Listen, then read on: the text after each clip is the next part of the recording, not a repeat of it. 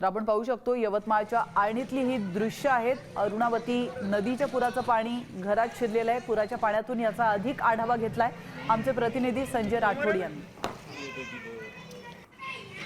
यवतमाळ जिल्ह्याला हवामान विभागाने रेड अलर्टचा इशारा दिला होता। त्यानंतर रात्रीपासून यवतमाळ जिल्ह्यात मुसळधार पावसाला सुरुवात झाली। अशात अनेक नदी नाल्यांना पूर आलेला आहे। त्याच दरम्यान आर्णीच्या अरुणावती नदीला पूर आल्याने घरामध्ये मोठ्या प्रमाणात पाणी शिरलेलं आहे। घरांचं प्रचंड नुकसान झालेलं आहे। त्यामुळे नागरिक सध्या पाण्यामध्ये आहे, गुडघ्यावर पाण्यामध्ये राहताना आपल्याला पाहायला मिळते। लहान लहान मुलं सुद्धा पाण्यामध्ये आहे। आपल्यासोबत काही आर्णीतले नगरसेवक आपण त्यांच्यासोबत जाणून घेणार। किती वाजता पूर आला? रात्री 12च्या नंतर पूर यायला सुरुवात झालेली आहे।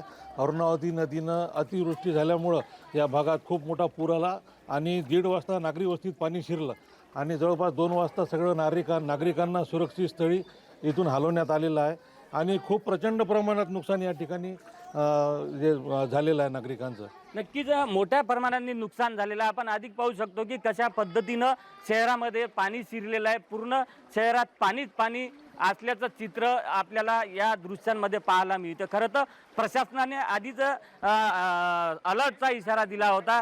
रात्री जिल्हाधिकाऱ्यांना नागरिकांना आवाहन केलं होतं नदी काठजारील नागरिकांनी सतर्कता बाळगावी, सावधगिरी बाळगावी असं आवाहन केलं होतं। त्यामुळे आर्णीमध्ये मोठ्या प्रमाणात पूर परिस्थिती निर्माण झाल्याचं चित्र आपल्याला पाहायला मिळते। संजय राठोड, साम टीव्ही न्यूज, यवतमाळ।